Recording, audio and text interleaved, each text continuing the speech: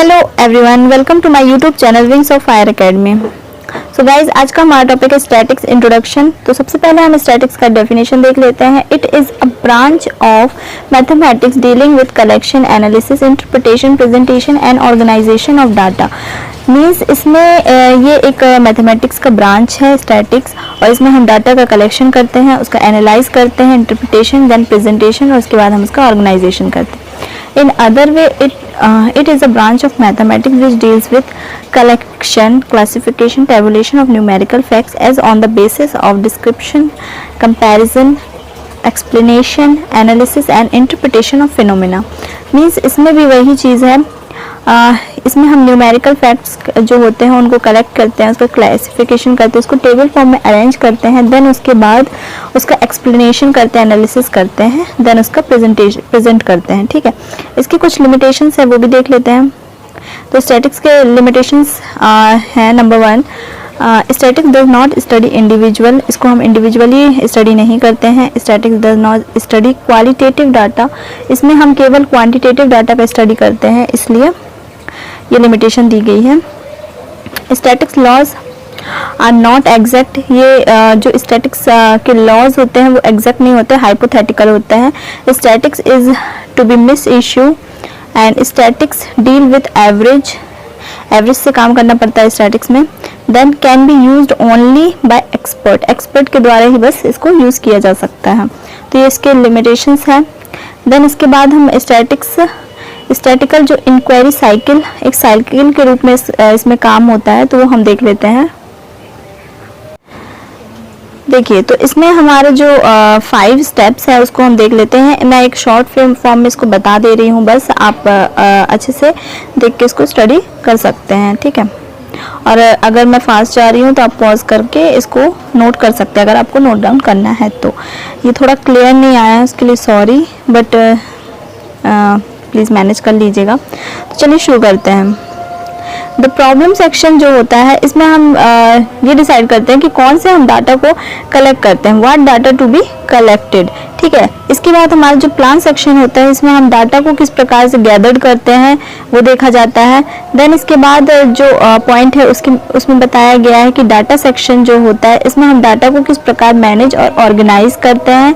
Then इसके बाद हमारा एनालाइज सेक्शन में, इसमें हम उसको एनालाइज करते हैं, एक्सप्लोर करते हैं डाटा को। इसके बाद हमारा जो कंक्लूजन सेक्शन है, उसमें जितने भी हमारे प्रॉब्लम्स आए हैं उसका हम आंसर देने का प्रयास करते हैं। ठीक है, तो इसके आगे हम देखते हैं कलेक्शन, डाटा किस प्रकार कलेक्शन किया, कहाँ से सोर्स है इसका।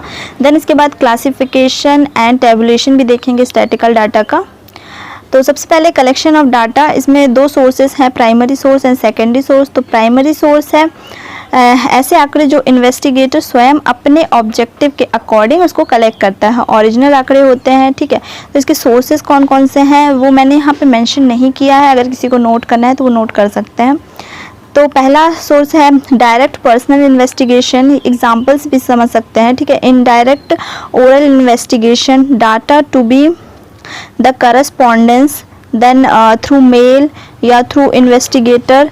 तो ये सब इसके सोर्सेज हैं। देन इसके बाद सेकेंडरी सोर्सेज, जो आंकड़े हम दूसरे लोग वो करते हैं, कलेक्ट करते हैं, उसका हम यूज़ कर लेते हैं, जैसे पब्लिश्ड डाटा है। ठीक है, इसमें हमारे जो एग्जाम्पल है, जैसे पब्लिश डाटा है, मैगजीन के थ्रू हमें मिला वो डाटा। ठीक है, नेशनल सैम्पल डाटा है, सेंसर डाटा है, तो ये सब हमारे सेकेंडरी सोर्सेज हो गए। देन इसके बाद हम क्लासिफिकेशन देख लेते हैं। It is a process arrangement of data. ठीक है, क्लासिफिकेशन क्या है, इसमें हम जो डाटा का क्या करते हैं, अरेंजमेंट करते हैं। सबसे पहला हमारा qualitative classification, which can not be measure, मतलब ऐसे डाटा जिसको हम मेज़र नहीं कर सकते हैं। क्वालिटेटिव जैसे कि ऑनेस्टी हो गया, ब्यूटीफुल हो गया। ठीक है, क्वांटिटेटिव जिसको हम मेज़र कर सकते हैं, जैसे हाइट, वेट, प्राइस। देन इसके बाद क्रोनोलॉजिकल क्लासिफिकेशन क्या कहलाता है, time series according to, sorry यहाँ पर थोड़ा देखिएगा, ये मैंने 1 सेकेंड हैंग हो गया, ये तो 1 सेक, ये देखिएगा, इसमें मैंने सॉरी हाँ, ये मैंने यहाँ पे लिखा है अकॉर्डिंग टू, यहाँ ऊपर है तो ये थोड़ा ध्यान रखिएगा। तो इसमें लिखा है अकॉर्डिंग टू टाइम सीरीज, मतलब टाइम सीरीज के according there would be include year wise data, ठीक है, क्रोनोलॉजिकल डाटा कहलाता है। Then geographical data according to area, place या जोनल जो डाटा होते हैं जैसे स्टेट वाइज क्लासिफिकेशन, उसे हम जियोग्राफिकल क्लासिफिकेशन कहते हैं, ठीक है। इसके बाद टेबुलेशन देखते हैं जो कि डिवाइडेड किया गया है इनटू 4 टाइप्स में। तो सबसे पहले है सिंपल टेबुलेशन वन वे, ठीक है, सिंपल टेबुलेशन वन वे है। इसमें जैसे कि वन वे जो हमारा है, एक सेकेंड, ठीक है, वन वे टेबुलेशन है, इसमें अंकों के आधार पर डिवाइड किया जाता है और इसे टेबल फॉर्म में डिवाइड किया जाता है, इसलिए इसे टेबुलेशन कहते हैं, ठीक है।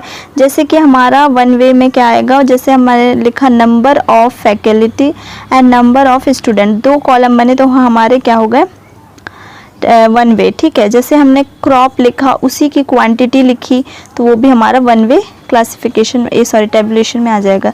देन इसके बाद टू वे में क्या आ जाएंगे, जैसे इसमें हम 2 कैरेक्टरिस्टिक्स होते हैं, जैसे मेल और फीमेल ऐड कर दिया हमने, तो 2 कैरेक्टरिस्टिक्स जिसमें होंगे उसको हम टू वे टेबुलेशन में इंक्लूड करते हैं, ठीक है। इसके बाद जो हमारा 3 वे टेबुलेशन है, इसमें जैसे कि हमारा रूरल इंक्लूड है, ठीक है।